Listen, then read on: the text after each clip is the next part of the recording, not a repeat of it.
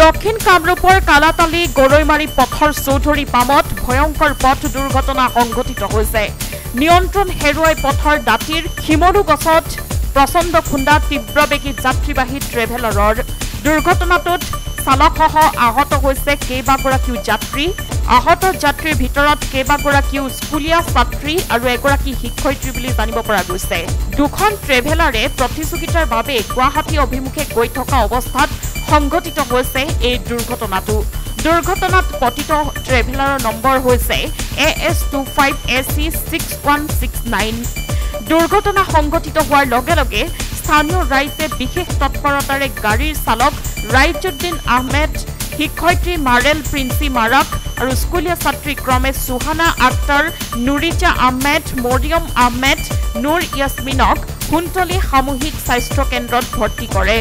উল্লেখ্য যে চালকৰ দায়িত্বহীনতাৰ বাবেই দুৰ্ঘটনাটো সংঘটিত হোৱাৰ অভিযোগ কৰিছে স্থানীয় ৰাইজে। চৌধুৰী পাম গাঁৱত আজি ভয়ানক এটা এক্সিডেণ্ট হৈ যায়।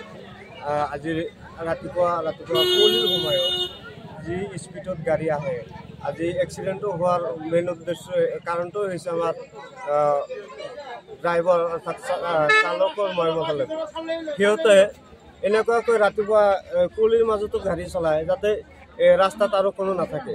সিহঁতে চলাই যাব।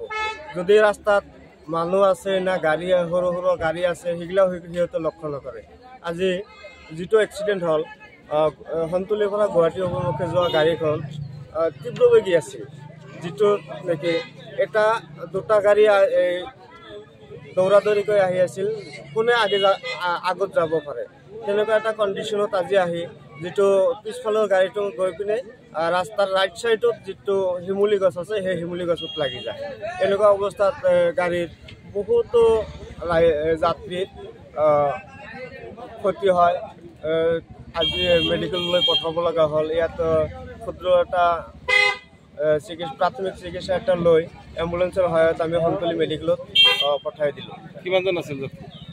অনুমান গাড়ী ভৰ্তি আছিল যাত্ৰী, তাৰ মাজত 15-16জন গুৰুতৰভাৱে আঘাতপ্ৰাপ্ত হৈছে। আমি গাড়ীখন চালোঁ AS25AC6169। এইটো সন্তুলিৰ বাছ। আচলতে চালকজনৰ মইমতালি আছিল নেকি? একচুৱেলি চালকজনৰ মইমতালি। মইমতালি নহ'লে আজি এনেকুৱা দুৰ্ঘটনা নঘটিলেহেঁতেন। কিয়নো মই আগতেই কৈ গৈছোঁ যে যিটো ৰাস্তা আমাৰ একচুৱেলি গাঁৱলীয়া ৰাস্তাত গৰু ছাগলী নানান খেতি পথাৰত মানুহ এইফালৰ পৰা সেইফালেও যাব লগা হয়। সেই ৰাস্তাত ইমান স্পীডত গাড়ী আহি সিহঁতৰ কাৰণে যদি ৰাস্তা খালীও থাকে পাৰ হ'বলৈ ভয় হয়। এনেকুৱা আমাৰ চালকৰ মৰ্মতলিৰ কাৰণে আজিৰ এক্সিডেণ্টটো হৈছে। ক'বলৈ আমি দুখেৰে জনাবলৈ বাধ্য হৈছোঁ যে কলাতলি অঞ্চলৰ আমাৰ চৌধুৰীপাম গাঁৱতখনত এটা দুটা ট্ৰেভেলাৰ জিদি কৈ সিহঁতে পাল্লাফালিকৈ গৈ আছিলে গুৱাহাটীমুখে, আৰু সিহঁতৰ দুখন ট্ৰেভেলাৰতো স্কুলৰ যাত্ৰী আছিলে। আৰু এইবিলাক আচলতে আমাৰ যিবিলাক ট্ৰেভেলাৰ চালকজনৰ আচলতে ভুল। সিহঁতে পূৰা সিহঁতে নিজৰ মইমতালিৰে সিহঁতৰ এক্সিডেণ্ট সিহঁতে কৰি আছে।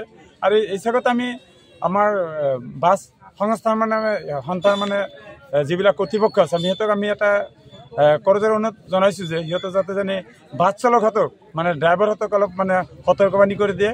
আৰু এই ড্ৰাইভাৰ চালকৰ ক্ষেত্ৰত আমাৰ এইবিলাক আজিকালি বহুত ল'ৰা ছোৱালী আঘাতপ্ৰাপ্ত হৈছে। ইতিমধ্যে আমাৰ কেইবাজন ছাত্ৰী মেডিকেলত ভৰ্তি কৰিছে আমি শুনা পাই আছোঁ।